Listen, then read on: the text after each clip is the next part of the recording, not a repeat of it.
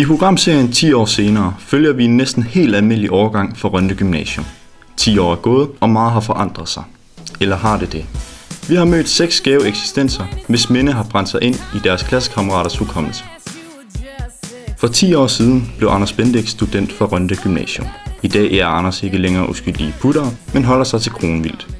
Anders droppede ud af Forsvarets officersuddannelse til fordel for friheden i skoven og naturens skønhed. Han kan fejre 5 års jubilæum som skovfoged til næste år. Anders, hvorfor er du så draget af naturen? Jamen, der er så meget at skyde. Så er fjeldrevnbukser vildt behagelige at gå i. Skal du ikke passe på dyrene som skovfoged?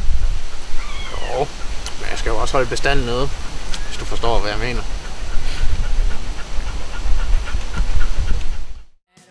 Trine Møller er i dag energisk mor til 2 og har en travl hverdag, der stadig inkluderer nedtællinger til diverse begivenheder.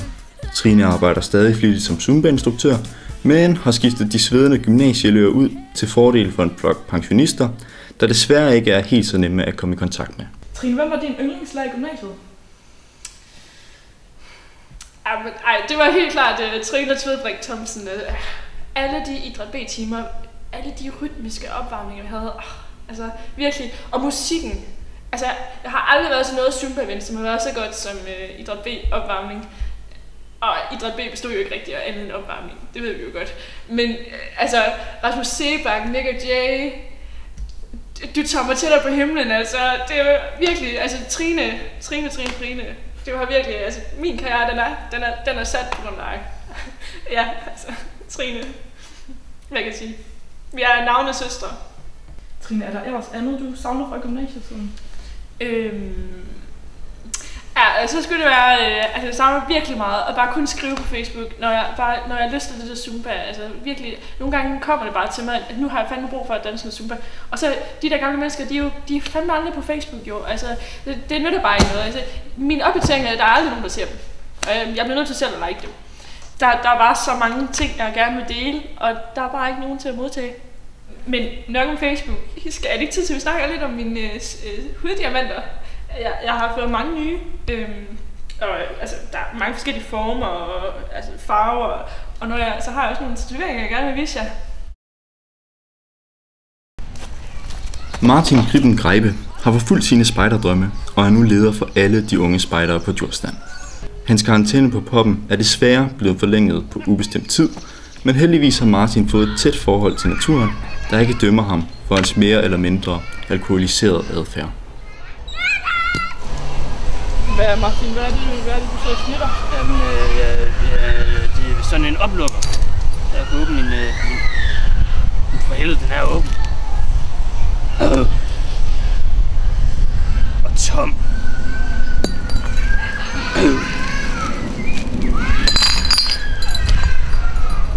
Martin, hvad med gymnasietiden? Hvad husker du bedst derfra?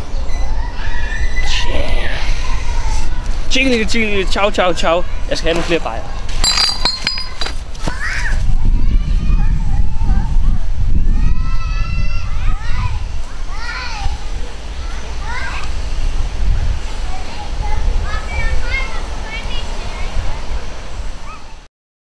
Søren Sørensen, Rønde Gymnasiums helt egen Dario, er i dag bestyrer i dagligbrusen i Vrinders.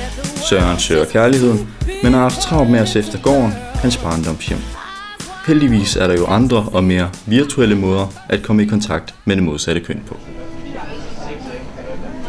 Det er simpelthen date i aften. Nå, Søren, hvad var det bedste i gymnasietiden? Det er nok gymnasiefesterne. Og selvfølgelig når der også kommer nye førstegear. Går du stadig meget til fest og prøver på at score? Fester? Det er der desværre ikke tid til. Ikke når jeg skal passe dagligbrusen. Så er det farmerdating. Det er fantastisk. Alle de skønne damer, der er inde på farmerdating. Og især når jeg sidder inde på kontor, så om der ikke lige kommer en tab op, så der er altid et bogmærke. Men i aften er der jo en undtagelse. Der er tilbud på Breezers. Det skal udnyttes.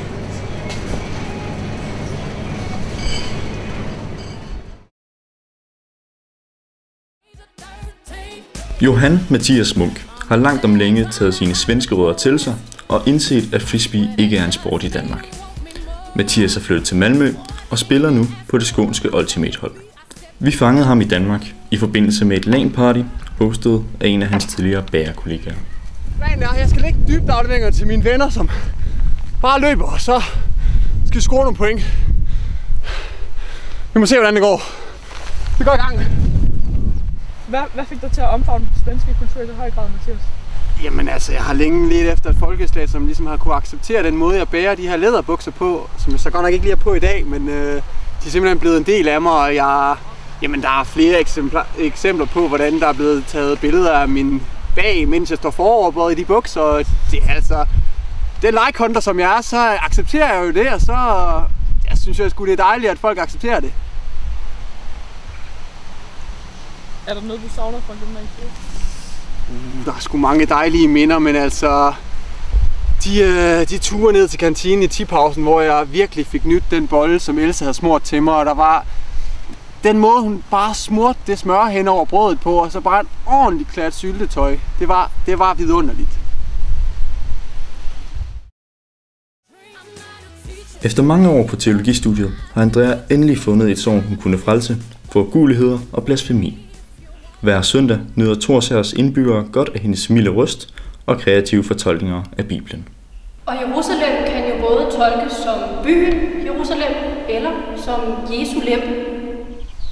Der så lidt tomt ud inde i kirken lige før, Andrea. Ja, man kunne jo godt ønske sig, at menigheden var lidt mere engageret. Nu har jeg trods alt brugt mange år på min studie, men vi holder med højt. Jeg er bestemt ikke bitter. Hvad er det vigtigste, gymnasietiden har lært dig? Det er nok at køre den ind med penis. Den virker hver gang.